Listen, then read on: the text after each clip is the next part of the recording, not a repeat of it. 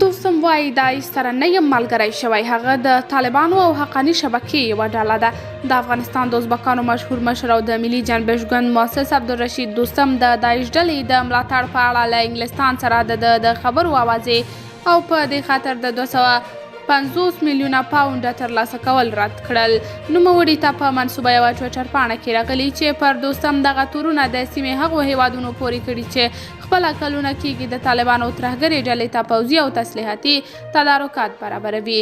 له داعش ډلې څخه د دوستم د ملاتړ خبر د ایران د سپاه پاسداران استخباراتي ډلې تصنیم خبري اژانس خپور کړی و.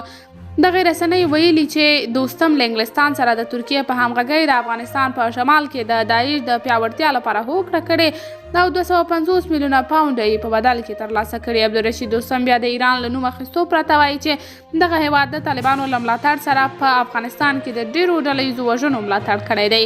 د جنبش ګوند مشر زیاتوي چې ایراني رسنیو اوس د نوموړي په خلاف تبلیغاتي جګړه پیل کړې ده.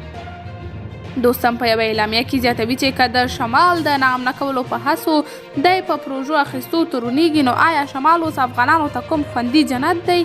دوستم وایي چې طالبان هره ورځ په پنجشیر، تخار، بلخ، جوزجان او فاریاب کې سلګونه ځوانان وژني او ملت د دوی له لاسه روحي ارامتیا نه لري. دوستم د داعش ډلې په اړه وایي چې دا ډله هم د طالبانو او حقاني شبکې یوه برخه ده او که څوک په دې اړه نه پوهیږي د افغانستان په اړه هیڅ نه پوهیږي. قدرمنو لیدونکو، تاسې د دوستم د څرګندونو په هکله څه نظر لرئ؟ کمنټ کې شریک او چینل سبسکرایب کړئ.